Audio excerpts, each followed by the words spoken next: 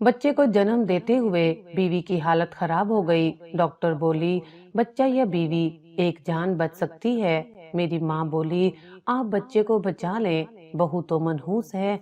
मैंने सास की तरफ देखा तो वो चीख कर बोली खुदा के लिए मेरी बेटी को बचा लो, औलाद फिर हो जाएगी, मेरी बेटी को मत मारो।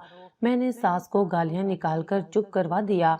कुछ देर बाद नर्स ने मुझे एक बच्चा थमाया और कहा आपकी बीवी फोत हो गई है। मैं और मेरी माँ मुस्कुराते हुए घर आ गए, जबकि मेरी सास बेटी की मैयत लेकर घर चली गई। मैंने बेटे को बड़े लाड से पाला। मुझे बेटे से इतनी मोहब्बत हो गई कि मैंने दूसरी शादी तक ना की। मुझे लगा कि मेरी दूसरी बीवी मेरे बेटे को ठीक से प्यार नहीं दे पाएगी और मेरा बेटा एहसासे कमतरी का शिकार हो जाएगा। वक्त गुजरता गया। मैंने बेटे को महंगे स्कूल में दाखिल करवाया। स्कूल के बाद शहर के सबसे बड़े कॉलेज से उसे आला तालीम दिलवाई। वक्त गुजरता गया और देखते ही देखते बेटा जवान हो गया। उसकी तालीम मुकम्मल हो गई। अब मुझे लगा कि उसकी शादी कर देना चाहिए। मेरी माँ भी बहुत बूढ़ी हो चुकी थी। मैंने माँ से बात की कि अब हम दोनों बूढ़े हो चुके हैं, बहू आएगी तो हम दोनों का बहुत ख्याल रखेगी। एक दिन मैं यूं बैठा हुआ बेटे के साथ बातें कर रहा था कि अचानक मेरी तबीयत खराब हो गई। मैं उठने ही लगा था कि एकदम से जमीन पर गिर गया। मेरी सांस बंद होने लगी थी। बेटे ने मुझे फौरन उठाया और पूछा बाबा जान आपको क्या हो रहा है। मैंने उससे बताया मेरी सांस रुक रही है और जिस्म से जान खत्म हो रही है। मेरा बेटा जल्दी से मुझे डॉक्टर के पास ले गया। डॉक्टर ने कुछ देर मुझे अपने पास रखा और फिर छुट्टी दे दी। लेकिन जब हम घर आए तो मेरा बेटा बहुत परेशान था। मैंने उसे 2-3 बार पूछा कि तुम इतने परेशान क्यों हो, तुम्हारे चेहरे पर ये अफसुर्दगी क्यों है, आखिर क्या हुआ है, क्या डॉक्टर ने मेरे बारे में कुछ कहा है या मुझे कोई खतरनाक बीमारी है। मेरे बेटे ने मुझसे छुपाने के लिए कई झूठ बोले। उसने कहा कि बाबा जान आपको कुछ नहीं, मैं तो ऐसे ही थकान की वजह से थोड़ा सा अपने आप को अफसुर्दा महसूस कर रहा हूँ, इसलिए आपको मेरी शक्ल पर परेशानी नजर आ रही होगी। हालांकि हकीकत ऐसी नहीं है, आप बिल्कुल ठीक हैं। डॉक्टर ने मुझे अपने बारे में तफसील से बताया। उन्होंने कहा कि ये दर्द मैदे का था और बहुत ही मामूली दर्द है। उन्होंने आपको मैदे की दवाइयाँ दे दी हैं। जब ये दवाइयाँ आप खाएंगे तो आप बिल्कुल ठीक हो जाएंगे। मैंने उससे कहा कि जो डॉक्टर ने रिपोर्ट बनाकर दी है वो मुझे दिखा, लेकिन वो मुझसे छुपाने लगा और कहने लगा कि बाबा जान वो मैंने रख दी है, अभी मैं बाद में आपको दिखा दूंगा। जैसे वो मुझसे कुछ छुपा रहा हो। उसकी आंखों में मुझे सच साफ नजर आ रहा था, लेकिन सच क्या था वो मुझे नहीं बता रहा था। मैं भी सच से ना वाकिफ था। एक दिन जब मेरी तबीयत कुछ बेहतर हुई तो मैं उसी डॉक्टर के पास गया जिसके पास मेरा बेटा मुझे लेकर गया था। आज जब मैं डॉक्टर के पास गया तो उन्होंने मुझे पहचान लिया और कहा कि अब आपकी तबीयत कैसी है। उस दिन आपका बेटा बहुत ही परेशान हो गया था। मैंने जब आपके बारे में उसको बताया तो उसकी आंखें नम हो चुकी थीं। आपका बेटा आपसे बहुत प्यार करता है, इसीलिए शायद आपकी बीमारी के बारे में सुन नहीं पाया। आप हिम्मत करें और हौसला करें। जो दवाइयाँ मैंने आपको दी हैं वो खाएं। उसके बाद हम आपका ऑपरेशन करेंगे। अभी आप इस काबिल नहीं कि आपका ऑपरेशन किया जाए। आपके जिस्म में खून की बहुत ज्यादा कमी है।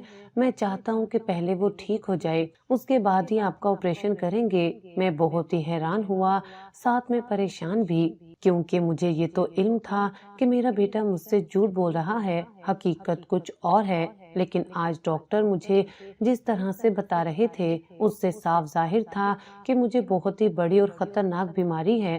मैंने डॉक्टर की तरफ देखा और कहा कि डॉक्टर साहब मुझे तो मेरे बेटे ने कुछ नहीं बताया, आप ही मुझे बता दें कि सच क्या है।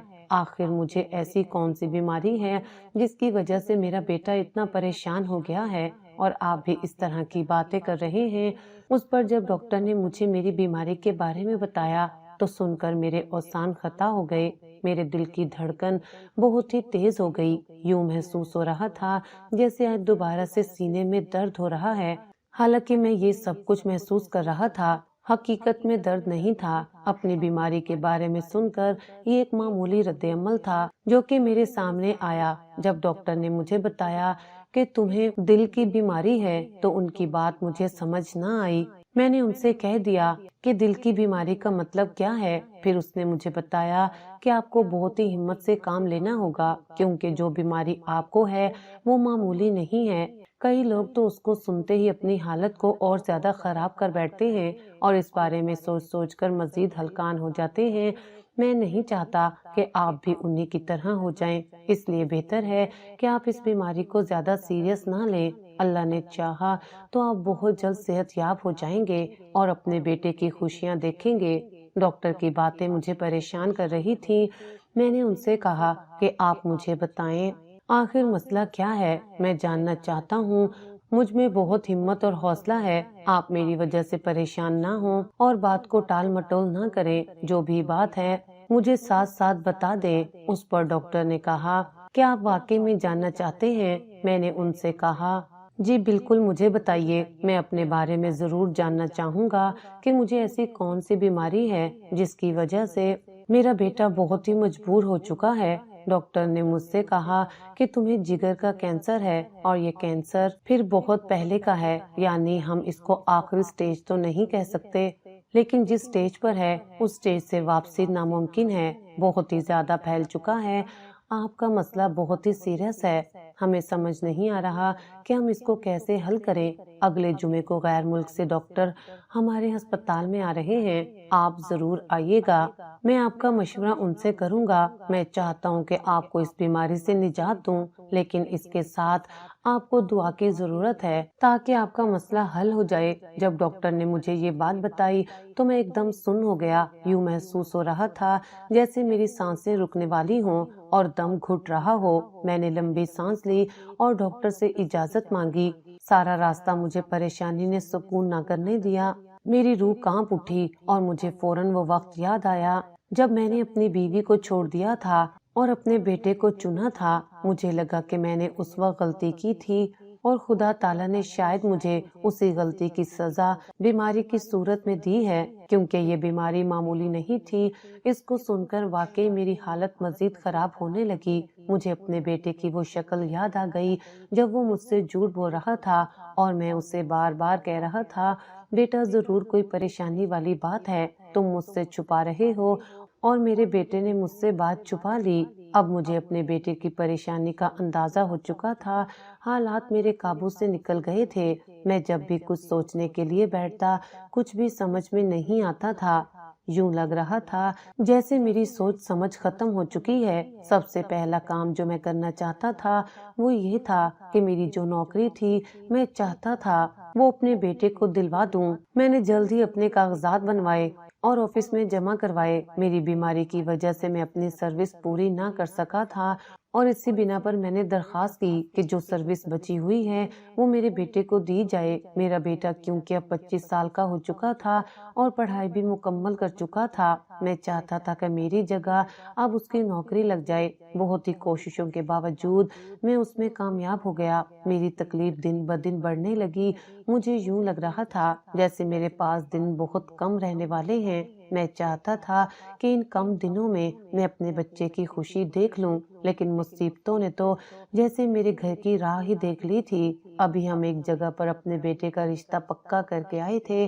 کہ میری ماں کی طبیعت خراب ہونے لگی۔ اصل میں ہوا یوں کہ میں اور میرا بیٹا جب ڈاکٹر کے پاس جا رہے تھے میرے چیک اپ کے لیے، تو میں نے اپنے بیٹے سے کہا کہ بیٹا تم مجھے ڈاکٹر کے پاس کیوں لے کر جا رہے ہو، اب تو میں ٹھیک ہوں۔ لیکن اس نے کہا بابا جان، میں چاہتا ہوں کہ آپ کا صحیح طریقے سے علاج کروں اور احتیاط کے طور پر میں آپ کو لے کر جا رہا ہوں۔ میرے بیٹے کو اس چیز کا علم نہ تھا کہ مجھے حقیقت معلوم ہو چکی ہے۔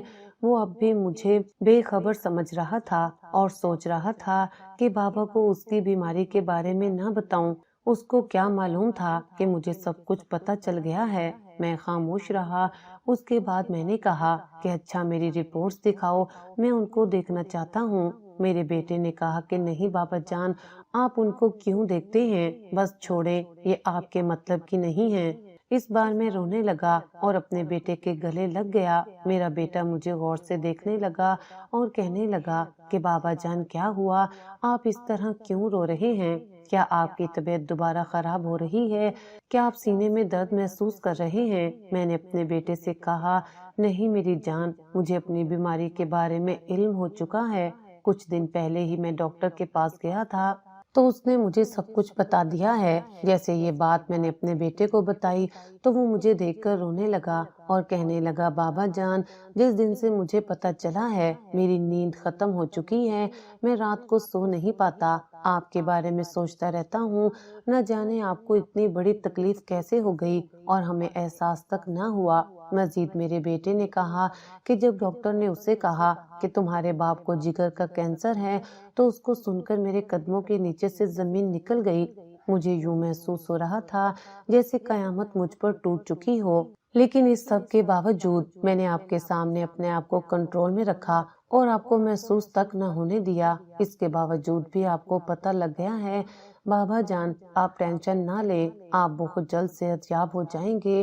ہم یہ باتیں جب گھر میں کر رہے تھے تو میری ماں نے یہ باتیں سنی اور وہ فوراً سے اندر آئی اور میرا ماتھا چومنے لگی اور کہنے لگی، بیٹا تم اتنی بڑی تکلیف میں ہو اور مجھے تم نے بتایا ہی نہیں۔ بس اس کے بعد انہوں نے رونا شروع کر دیا۔ اب تو ہمارے گھر میں جیسے قیامت آ گئی تھی، ہم تینوں رو رہے تھے، لیکن میں نے ان دونوں کو حوصلہ دیا اور سنبھالا۔ میں نے کہا کہ میری زندگی جب تک ہے میں زندہ رہوں گا، آپ لوگ میری وجہ سے اپنے آپ کو پریشان نہ کریں۔ خیر کچھ دیر ہم نے باتیں کی اور ہم ڈاکٹر کے پاس چلے گئے۔ دن گزر گئے۔ اب جب میرے بیٹے کا رشتہ پکا ہو چکا تھا تو ایک دن اچانک میری ماں کی طبیعت خراب ہو گئی۔ طبیعت اس قدر خراب ہو گئی کہ ہم ان کو ہسپتال لے گئے۔ ہسپتال جب لے گئے تو ڈاکٹر نے ان سے ایک ایسی بات کہی جس کو سن کر میرے قدموں کے نیچے سے زمین نکل گئی اور مجھے بہت ہی افسوس ہوا۔ ڈاکٹر کی بات سن کر مجھے اپنی ساری تکلیف بھول گئی۔ یہ وہ دن تھا جس دن میں یتیم ہو چکا تھا۔ میرا باپ تو میرے بچپن میں ہی فوت ہو گیا، لیکن میری ماں آج مجھ سے جدا ہو گئی تھی۔ ڈاکٹر نے مجھے بتایا کہ ان کو کسی پریشانی کی وجہ سے ہارٹ اٹیک آیا ہے جس کی وجہ سے یہ فوت ہو گئی ہیں۔ میں اور میرا بیٹا بہت پریشان تھے، ہمارے پاس سب کچھ ختم ہو گیا۔ میری ماں جو میرا واحد سہارا اور آسرا تھی، آج وہ بھی اس دنیا سے چلی گئی۔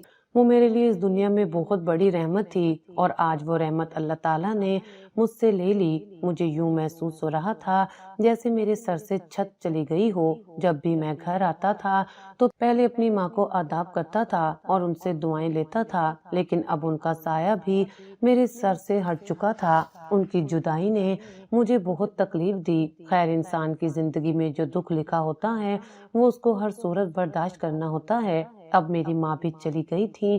میں چاہتا تھا کہ اپنے بیٹے کی جلد از جلد شادی کر لوں تاکہ میں اس کو ہنستا بستا اس گھر میں چھوڑ کر جاؤں، کیونکہ مجھے پتہ لگ چکا تھا کہ میری زندگی کے دن بہت ہی کم رہ چکے ہیں اور میں اپنے بیٹے پر بوجھ نہیں بننا چاہتا تھا۔ دن بدن میری طبیعت مزید خراب ہوتی جا رہی تھی۔ مجھے اپنی ماں کی بہت یاد آتی تھی۔ میری ماں نے مجھ سے جو پیار کیا اس کے بدلے میں ان کی خدمت بھی نہ کر سکا تھا۔ میں کم مصروف رہتا تھا۔ مجھے اچھی طرح یاد ہے جب میرے والد فوت ہوئے تھے تو میں 7 سالوں کا تھا۔ میری ماں نے مجھے نہ صرف ماں بن کر پالا بلکہ باپ کا بھی پیار دیا۔ انہوں نے اپنے آپ کو اس حالت میں سنبھالا جبکہ وہ بہت ہی کم عمر تھی، کیونکہ میری ماں کی بہت ہی کم عمر میں شادی ہوئی تھی اور اسی کے ساتھ ہی وہ کم عمر میں بیوہ ہو گئیں۔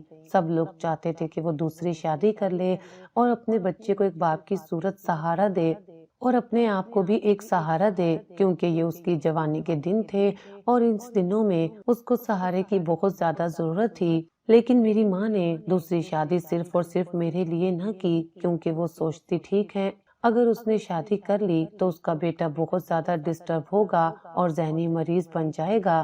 میری ماں آج سے پہلے کبھی گھر سے باہر کام کرنے نہیں گئی تھی، لیکن جب میرا باپ فوت ہوا تو انہوں نے لوگوں کے گھروں میں کام کرنا شروع کیا اور اس سے وہ میرے اخراجات پورے کرتی تھی۔ انہوں نے مجھے آج تک کسی چیز کی کمی نہیں آنے دی تھی۔ وہ میرے حالات سے واقف تھی، اس لیے وہ میرا یہ صدمہ سہ نہ سکی۔ ان کی میں واحد اور اکلوتی اولاد تھی۔ ان کا سارا انحصار مجھ پر تھا۔ جب انہوں نے میری بیماری کے بارے میں سنا تو وہ کچھ زیادہ عرصہ جی نہ سکیں اور فوت ہو گئیں۔ مجھے ان سے دلی لگاؤ تھا۔ وہ میری ماں کی صورت میں ایک فرشتہ تھی جب کبھی میں کسی وجہ سے اسکول میں نہ جاتا تو وہ مجھ سے بار بار پوچھتی تھی کہ بیٹا تمہیں کوئی مسئلہ تو نہیں، کسی چیز کی ضرورت تو نہیں، کیا کوئی فیس کا مسئلہ ہے، کچھ ہے تو مجھے بتاؤ۔ لیکن میں انہیں کہتا کہ امی جان ایسی کوئی بات نہیں۔ وہ میری ذرا سی بات کو لے کر بہت زیادہ پریشان ہو جاتی تھی۔ مجھے تھوڑا سا بخار ہو جاتا تو ان کی حالت مجھ سے زیادہ خراب ہو جاتی تھی۔ مجھے وہ تکلیف میں نہیں دیکھ سکتی تھی تو آج کیسے وہ میری تکلیف سن کر سہ سکتی تھی۔ ان کی دن رات کی محنت کا صلہ یہ ملا کہ میری سرکاری نوکری لگ گئی۔ جب میری سرکاری نوکری لگی تو میری ماں بہت زیادہ خوش تھی اور انہوں نے پورے محلے میں مٹھائی بانٹی تھی۔ مجھے ہر وقت دعائیں دیتی اور کہتی کہ بیٹا یہ دعائیں تمہارے ساتھ ہیں، ایک دن تمہیں ضرور رنگ لگے گا۔ اور بے شک ان کی دعاؤں کا مجھے ایسا رنگ لگا کہ میں زندگی میں بہت کامیاب ہو گیا۔ میرے بہن بھائی نہ تھے، اس لیے میری ماں نے میرے ہی کہنے پر میری شادی جلدی کروائی تھی۔ خیر جب میرا رشتہ ہوا تھا تو وہ بہت زیادہ خوش تھی کیونکہ جس لڑکی سے میری شادی ہوئی وہ بہت ہی خوبصورت اور لائق تھی، میری ماں کی بہت خدمت کرتی تھی۔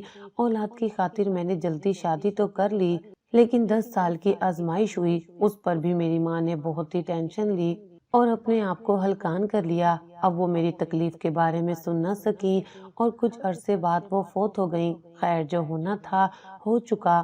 میرے بیٹے کا رشتہ پہلے ہی تو پکا ہو چکا تھا۔ آج میں نے سوچا کہ اپنے بیٹے کو ساتھ لے کر اس کے سسرال جاؤں گا اور شادی کی تاریخ مانگ کر آؤں گا تاکہ میں اپنے بیٹے کو اس کا گھر بنا کر دوں۔ اب وہ شادی کے قابل بھی ہو چکا تھا کیونکہ اس کی نوکری لگ چکی تھی۔ آج جب میرا بیٹا کام سے واپس آیا تو میں نے اس سے کہا کہ بیٹا آرام کر لو، ہم شام کو تمہارے سسرال جائیں گے اور تمہاری شادی کی تاریخ لے آئیں گے۔ وہ بہت خوش ہوا، ہم گئے، انہوں نے ہمیں ہاں کر دی جیسے وہ بھی اسی بات کے انتظار میں بیٹھے ہوئے تھے۔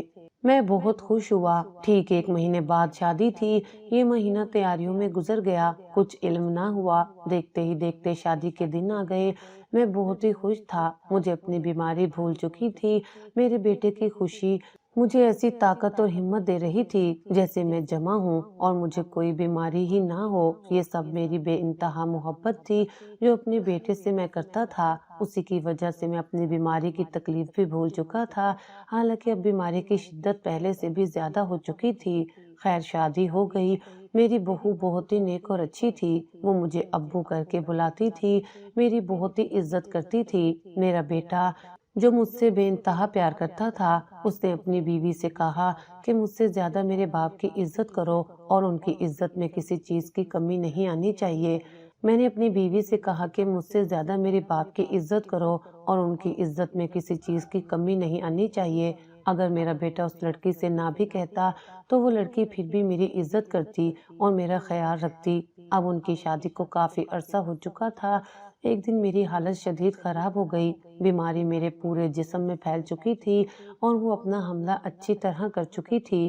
مجھے اب یوں محسوس ہو رہا تھا جیسے میرے دن ختم ہو چکے ہیں، زندگی اب مجھ پر سخت ہونے والی ہے۔ میں چاہتا تھا کہ اللہ تعالیٰ مجھے کسی کا محتاج نہ کرے، بس آسانی سے موت آ جائے، لیکن یہ سب میرے نصیب میں کہاں تھا۔ وہ کچھ یوں میری حالت اتنی خراب ہوئی کہ میں چارپائی پر آ گیا۔ پہلے کچھ دن تو میری بہو نے میری بہت زیادہ عزت کی، لیکن کچھ دنوں بعد ہی وہ مجھ سے تنگ آ گئی۔ میرا بیٹا بھی مجھ سے تنگ آ گیا اور کہا کہ کب سے بیمار پڑے ہو، میں تو مصیبت میں آ چکا ہوں۔ اس کا اتنا اچھا رویہ، بس کچھ ہی عرصے میں ایسا تبدیل ہوا کہ میں اکیلے بیٹھ کر روتا تھا۔ مجھے بیماری کی تکلیف نہیں ہوتی جتنی میرے بیٹے کے تبدیل رویے کی مجھے تکلیف ہوتی۔ میرا دل چھلنی ہوتا تھا۔ ایک دن تو اس نے حد کر دی، اس نے میرے ساتھ وہ سب کیا جس کی مجھے اس سے توقع نہ تھی۔ اس دن مجھے اللہ تعالیٰ کی لاٹھی بے آواز لگی اور مجھے اس مثال کی سمجھ ہے کہ واقعی خدا کی لاٹھی بے آواز ہے۔ یہ کہاوت مجھے اچھی طرح سمجھ آ چکی تھی۔ میں نے جو کچھ عرصہ پہلے اپنی بیوی کے ساتھ کیا تھا اس کا مجھے خوب اندازہ ہو چکا تھا، مجھے اپنی غلطی کا خوب احساس ہو چکا تھا اور مجھے بہت ہی تکلیف ہوتی جب میں اس بارے میں سوچتا تھا کہ میں نے اپنی بیوی کے ساتھ اتنا بڑا ظلم کیا۔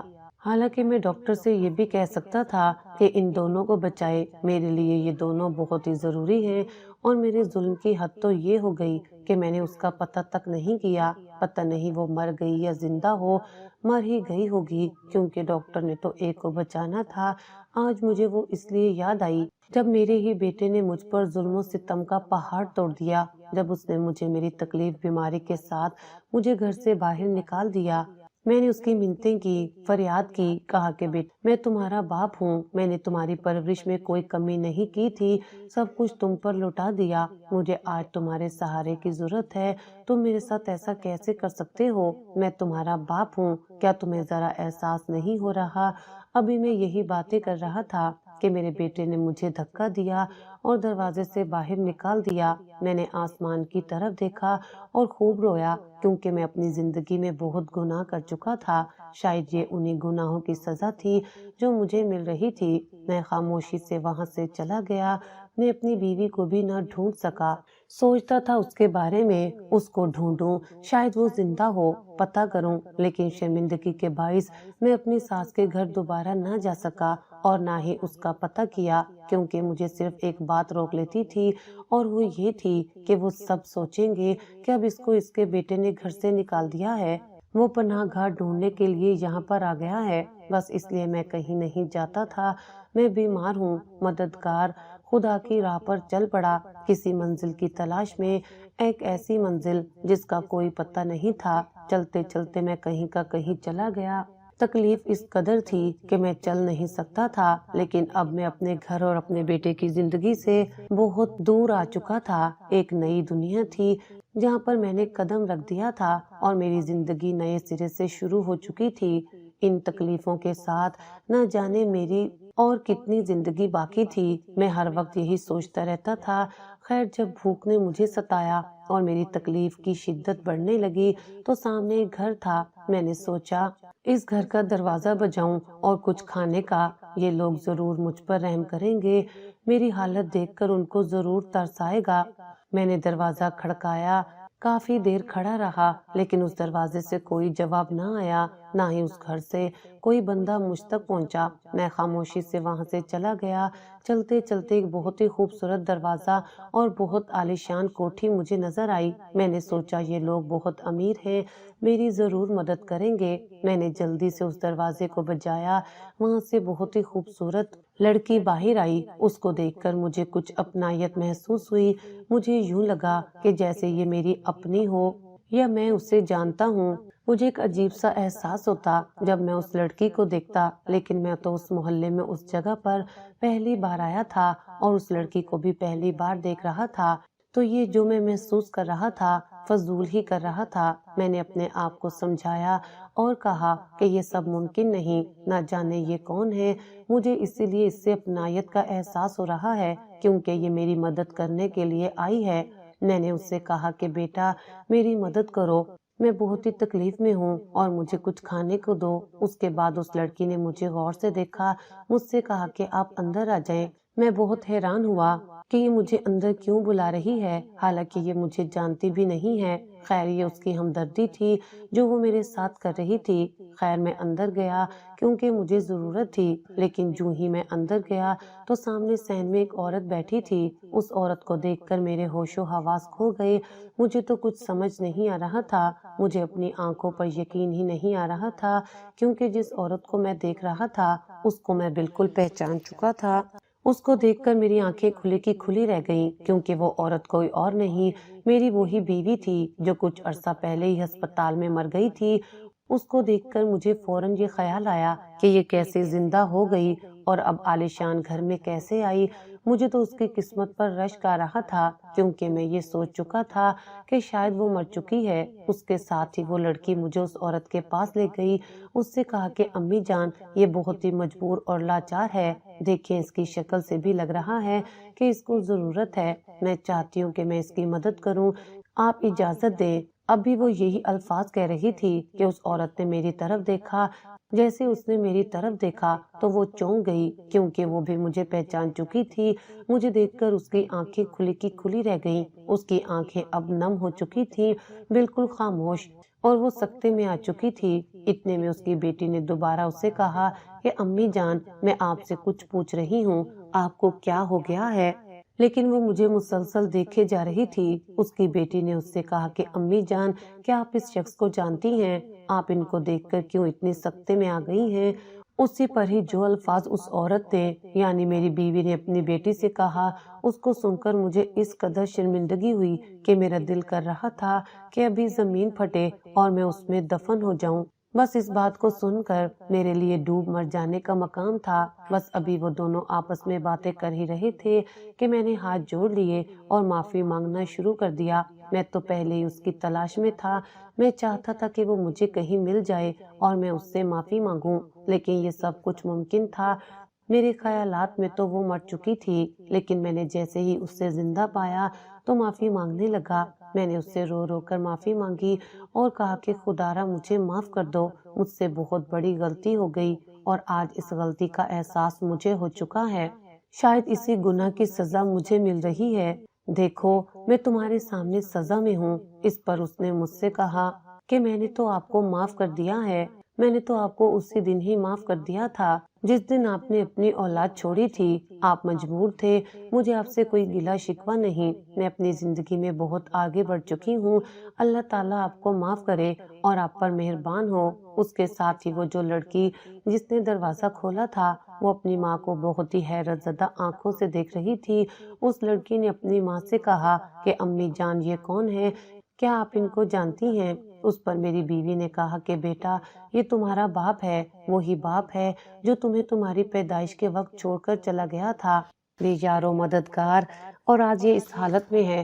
اس نے سمجھا کہ میں مر چکی ہوں، حالانکہ ایسا کچھ نہیں ہوا، اور دیکھو خدا کی کرنی کہ یہ اس حال میں ہے اور ہم عیش و عشرت کی زندگی گزار رہے ہیں۔ میں نے جب ان کا گھر دیکھا اور وہ بیٹی جس کو میری بیوی کہہ رہی تھی کہ یہ تمہارا باپ ہے تو مجھے کچھ سمجھ نہ آیا۔ میں نے اس سے کہا کہ کیا مطلب؟ یہ میری بیٹی، میرا تو بیٹا پیدا ہوا تھا تو یہ میری بیٹی کیسے ہو سکتی ہے؟ تبھی اس نے مجھ پر ایک ایسی حقیقت کھولی جس کو سن کر مجھے یوں لگ رہا تھا کہ جیسے اس کے الفاظ میرے جسم کے اوپر تیر برسا رہے ہوں، وہ میری تکلیف کو بڑھا رہے ہوں، کیونکہ جب اس نے بتایا کہ میرے 2 جڑواں بچے پیدا ہوئے تھے، ایک بیٹی تھی اور ایک بیٹا تھا۔ تم نے جب ڈاکٹر سے کہا کہ مجھے ماں کی ضرورت نہیں، بے شک اس کو نہ بچائیں، لیکن مجھے بچے کی ضرورت ہے، اس کو بچائیں، تو ڈاکٹر نے مجھے ساری بات آ کر بتائی تھی، کیونکہ میں اس وقت بالکل ٹھیک ہو چکی تھی اور اپنے ہوش و حواس میں آ چکی تھی۔ ڈاکٹر نے مجھے بتایا کہ آپ کے 2 بچے ہیں، ایک بیٹی ہے اور ایک بیٹا ہے، اور آپ کا شوہر اس طرح کی باتیں کر رہا ہے۔ ہمیں بھی پہلے لگا کہ آپ کو بچانا ناممکن ہے، لیکن خدا کے فضل سے آپ بچ چکی ہیں۔ اب بتائیں کہ کیا کرنا ہے؟ میں نے اس سے کہا کہ آپ یہ بیٹا اس کو دے دیں اور اس سے کچھ مت کہیے گا، اگر وہ میرا پوچھے یا کچھ کہے تو اس کے بعد آگے دیکھا جائے گا، فی الحال آپ ان کو یہ بچہ دے دیں۔ ابھی ڈاکٹر نے آپ کو بیٹا دیا، 1-2 گھنٹے بعد آپ وہاں سے چلے گئے، مجھے سب کچھ اچھی طرح یاد ہے۔ کچھ ہی دیر بعد میری امی روتی ہوئی میرے کمرے میں آئیں، لیکن جب وہ آئیں تو وہ دیکھ کر حیران رہ گئیں کہ میں صحیح سلامت موجود ہوں۔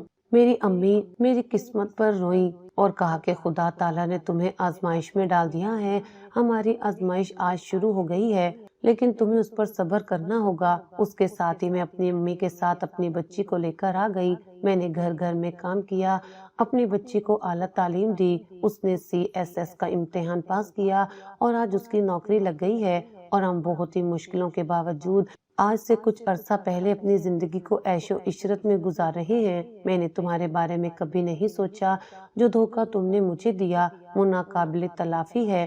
میں جب بھی تمہارے ان الفاظ کے بارے میں سوچتی ہوں تو مجھے بے حد تکلیف ہوتی ہے اور میری روح کانپ اٹھتی ہے کہ جس شخص کی مجھے سب سے زیادہ ضرورت تھی اسی نے مجھے بے یار و مددگار چھوڑ دیا اور میرا پتہ تک نہ کیا۔ حالانکہ تمہیں میرا پتہ کرنا چاہیے تھا، اگر میں مر بھی جاتی تو مجھے عزت سے 2 گز زمین میں دفنا دیتے، لیکن تم نے ایسا کچھ نہیں کیا۔ خیر تم کیوں کرتے، تمہاری تو خواہش پوری ہو چکی تھی نا، اس لیے میں تمہارے لیے کوئی معنی نہیں رکھتی تھی، سو تم نے مجھے چھوڑ دیا۔ اب دیکھو جن لوگوں کو تم نے بے یارو مددگار چھوڑا تھا وہی لوگ تمہارے سامنے اس قدر کامیاب ہو چکے ہیں کہ تمہیں اپنی آنکھوں پر یقین نہیں ہو رہا۔ یہ تمہاری بیٹی ہے۔ مجھے بہت ہی شرم محسوس ہو رہی ہے کہ میں اس سے یہ کہہ رہی ہوں کہ یہ شخص جو بھکاری بن کر تمہارے گھر پر آیا ہے یہ تمہارا باپ ہے۔ تمہاری یہ حالت دیکھ کر مجھے دلی طور پر افسوس ہوا۔ میں کبھی سوچ بھی نہیں سکتی تھی کہ حالات تمہیں اس قدر ذلیل و رسوا کریں گے۔ خیر جیسے میری بیٹی نے یہ الفاظ سنے تو اس کی آنکھیں نم ہو گئیں اور وہ بے ساختہ ہو کر رونے لگی۔ اتنے میں نے ابھی اسے غور سے دیکھا ہی نہیں تھا کہ وہ بھاگ کر آئی اور میرے گلے لگ گئی۔ میں بہت ہی خستہ حال میں تھا، میرے کپڑے بہت ہی میلے تھے، لیکن اس نے کسی چیز کا خیال نہ کیا اور آ کر میرے گلے لگ گئی۔ جب میں نے اسے گلے لگایا تو مجھے بہت ہی راحت اور سکون ملا اور اپنے کیے پر مجھے بہت ہی شرمندگی ہوئی۔ میں نے ان سے معافی مانگی۔ اس پر میری بیٹی نے مجھ سے پوچھا کہ بابا جان آپ کی یہ حالت کس نے کی ہے؟ تب میں نے اس کو سارا واقعہ سنایا تو انہوں نے بہت افسوس کیا اور کہا کہ خدا تعالیٰ اس کو ہدایت دے، اس کو ایسا نہیں کرنا چاہیے تھا۔ جب میں نے یہ ساری حقیقت بتائی تو میری بیٹی نے مجھ سے کہا کہ بابا جان اب آپ کو یوں در بدر پھرنے کی کوئی ضرورت نہیں، آج سے آپ ہمارے گھر رہیں گے، ہمارے ساتھ۔ وہ دونوں مجھے سچے دل سے معاف کر چکی تھی۔ میری بیٹی کو تو جیسے میرا ہی انتظار ہو، اس کو دیکھ کر لگ رہا تھا جیسے وہ مجھے بے حد پیار کرتی ہو، لیکن میں پوری زندگی میں اس سے آج پہلی بار ملا تھا، مجھے تو اس کا علم ہی نہیں تھا۔ خیر میں ان لوگوں کے ساتھ رہ گیا، میری بیٹی نے میرا علاج کروایا اور میرا آپریشن ہو گیا، آپریشن کامیاب ہو گیا۔ اب میں ان کے ساتھ بہت ہی خوشی سے اپنی زندگی گزارنے لگا اور اپنی زندگی میں بہت آگے بڑھ گیا۔ اس کے بعد میں دوبارہ کبھی بھی اپنے بیٹے کے دروازے پر نہیں گیا اور نہ ہی اس سے بتایا کہ میں زندہ ہوں یا نہیں، کیونکہ اب میں اپنی زندگی میں بہت خوش تھا۔